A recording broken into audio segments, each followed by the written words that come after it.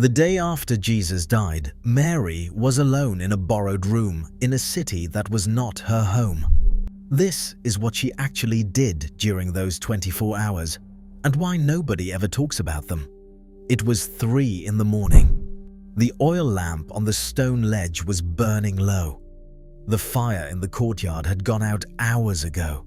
She sat alone at the small wooden table, the table where her son had eaten his last meal 3 days earlier. The cup he had drunk from was still on the shelf. She had not been able to make herself wash it.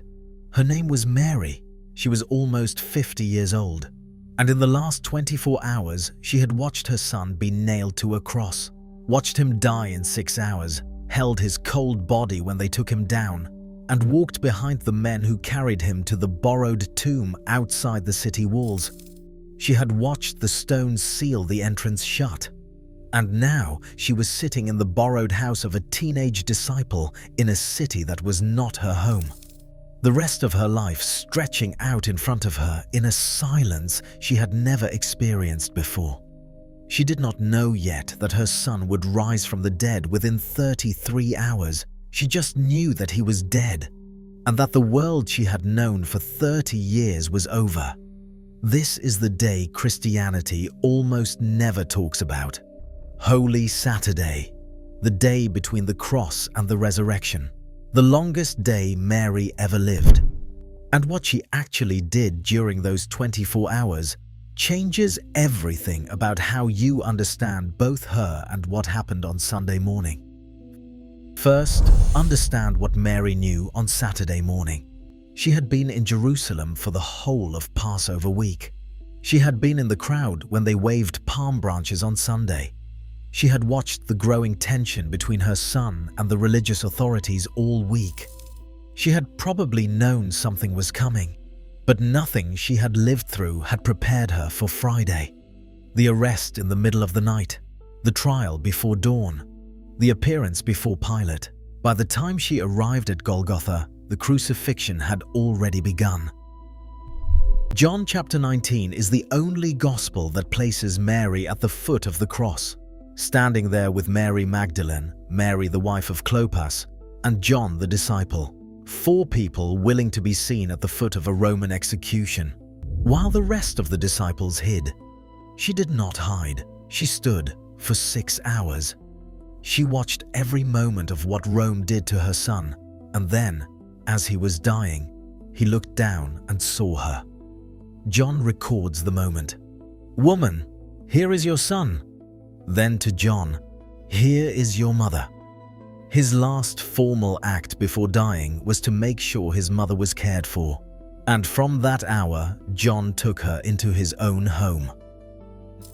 Now it is Friday evening. John's house in the upper city of Jerusalem. The Sabbath begins at sundown. And the Sabbath law is absolute. No fire, no cooking, no work, no travel beyond a short distance. Mary cannot go to the tomb. She cannot prepare more spices for the burial. She cannot leave the house to find Peter or the other disciples. She is confined, and she is not alone. Mary Magdalene is there. Mary, the wife of Clopas. The women who had stood at the cross were now gathered in the same house. Luke chapter 23 records that they went home and prepared spices and perfumes and then rested on the Sabbath in obedience to the commandment, even in grief, even in shock. They kept the Sabbath. They said the prayers. They did not light the lamp. They did not cook. They sat in the dark with the Sabbath and their grief, and they waited for it to be over. Now picture what Saturday felt like from inside that room. The other disciples had scattered after the arrest. Peter was somewhere in the city, hiding, broken by his own 3 denials. The rooster had crowed, and Jesus had turned and looked at him. Peter had gone outside and wept. Now Peter was somewhere in Jerusalem, and Mary did not know where. Thomas had disappeared entirely. Of the 11, only John had stayed. He was in the house, sleeping on a mat against the far wall. Mary was awake before him. Now here is what most people miss about Holy Saturday. The chief priests and the Pharisees went to Pilate that morning. Matthew chapter 27 records the meeting. "Sir, we remember that while he was still alive, that deceiver said, 'After 3 days I will rise again.' So give the order for the tomb to be made secure until the 3rd day." Pilate agreed. A guard was posted. The stone was sealed with an official Roman seal. The religious authorities were more worried about the resurrection claim than the disciples were. The disciples were grieving. The priests were taking precautions. Now, did Mary know the resurrection was coming? He had told her things. Not everything he told the disciples, but she had been there for 30 years. She had been in the crowd when he raised Lazarus. She had heard him say, "I am the resurrection and the life." She had heard him predict his own death and resurrection more than once. But hearing a thing and living through the death of your child are not the same experience. On Holy Saturday, the resurrection was not a comfort. It was a promise she could not yet hold.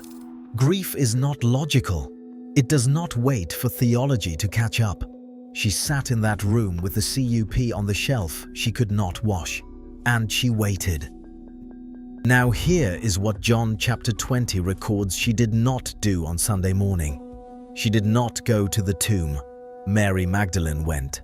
Mary, the wife of Clopas, went. Salome went. The other women went. The Gospels list the women who went to the tomb before dawn. Mary, the mother of Jesus, is not among them. She did not go. This is one of the most striking details in the entire resurrection narrative. Every other woman who loved Jesus got up before dawn and went with spices to finish the burial preparation. Mary stayed in the house. Why? The earliest Christian tradition offers one answer. She did not go because she already knew. Not the way the other women knew. They went expecting to find a sealed tomb with a body inside. Mary stayed because she had spent a lifetime learning to trust what God told her. And what God had told her through her Son was that he would rise on the 3rd day. She was not waiting at the tomb. She was waiting in the house.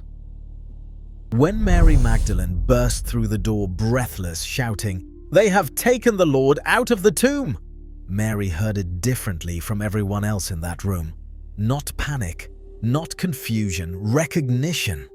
And then, according to a tradition preserved in the writings of the early church fathers, a tradition the Gospels do not record, but which the church has held since the 1st century, the risen Jesus appeared to his mother before anyone else. Before Mary Magdalene in the garden, before Peter, before John, before the disciples on the road to Emmaus. He went first to the woman who had carried him, raised him, and stood at his cross when everyone else ran.